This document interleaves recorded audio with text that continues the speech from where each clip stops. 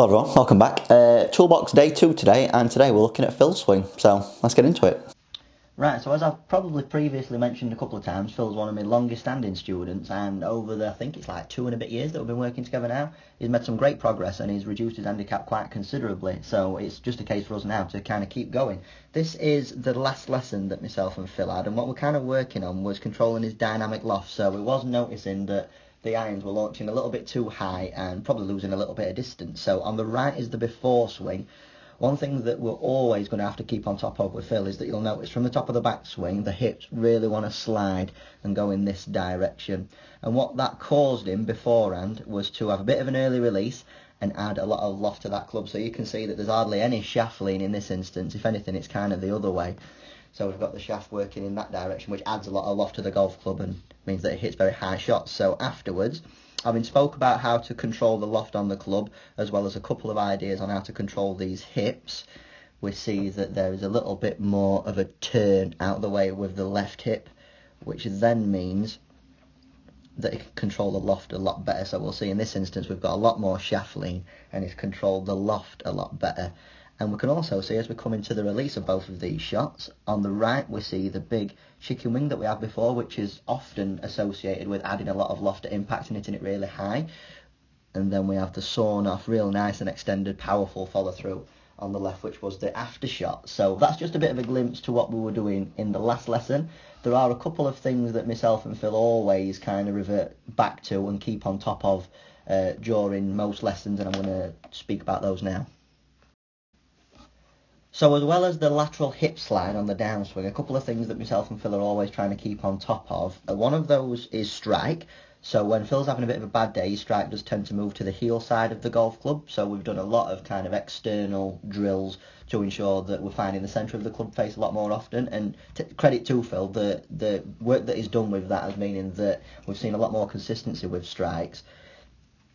The other thing is that when we look at the depth of his lead arm, you'll notice this in the backswing, so this is something that we've been battling for quite a while.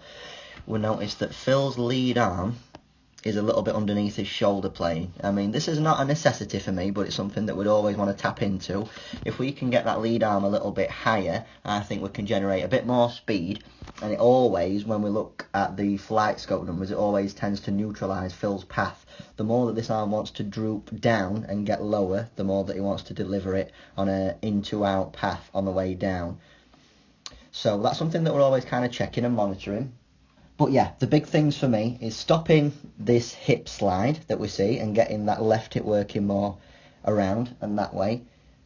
I want to see ideally the lead arm a little bit higher, so more in this direction, which we've got it to before. It's just a case of maintaining it, and we always need to focus on that most important strike. So here are a few drills for you, mate. A bit of a homework thing, and similar to what we did with Mark yesterday, if we can get these ideas in place, I think it's going to give us a good head start when it comes to the 6 months. Right, so before we go outside, I want to talk about some turning ideas and something that's hopefully going to stop that hip slide on the way through. So I want you to get up against a wall. This is my left side, and what I want you to feel is that make a couple of turns, but feel as though that you're not turning away from the wall as quick as what you do. So feel as though we're staying a little bit closer to the wall on that way back, almost like a stack and tilt feeling. So a lot of pressure in your left side, and we're getting more on top of it on the way back. But then on the way through, feel as though this left hip is going to want to turn back and this way as we get into a finish. So what we see at the minute is a little bit of turning away, and then we realise that we have to get back to that ball, so then we'll slide and go into it. So getting rid of those ideas, it's now a case of turning more on top of it and then getting out of the way and this way. And that should hopefully stop that lateral hip shift. Right then, so first up, strike ideas. Now, you'll probably hear me talk about this a million times over, but these are what I think are the most effective ways to control your strike. For someone who struggles with the heel strike, place an object on the outside of the ball, and the aim is to not hit that object. Sorry if it's a little bit windy as well, by the way. So by doing this, that means that that strike is going to be more toe side, and it's hopefully going to help you find the centre a little bit more. Me and Phil know this, we've done this for ages now. And the second thing we need to think about is this lead arm height, depth, idea that we need to speak about. So I think one way that's going to bed in the higher hands a little bit at the top of the backswing a bit quicker is if we just do some practice swings, but practice kind of stretching. So whereas the bad one for us at the minute, we'll see that lead arm bit below the shoulder plane, and we need to hopefully get it a little bit higher. Just practicing, taking it to the top of the backswing, but feel as though you're stretching those hands as high as you can. As we know from all sessions that we've done so far, your best shots come from when that lead arm is smack bang on that shoulder plane line and not the ones that are down here. So again, taking up to the top of the backswing, a bit more of a stretch of those hands, so feel as though you're stretching them hands as high as you can, and then make a downswing from there. So there you go, mate, 3 drills there. I think the same as Mark yesterday, if we can get cracked on with these, we're going to have a great start when it comes to that 6 months worth of coaching. If you guys at home have liked this kind of style video again, please make sure you're smashing that like button, subscribe if you've not done so already. Tomorrow we have got Paul's toolbox, so myself and Paul are actually doing a podcast tomorrow as well. That'll be on his channel at 3 o'clock, and then we've got the toolbox one. It's going to be about 7, 8 o'clock, something like that.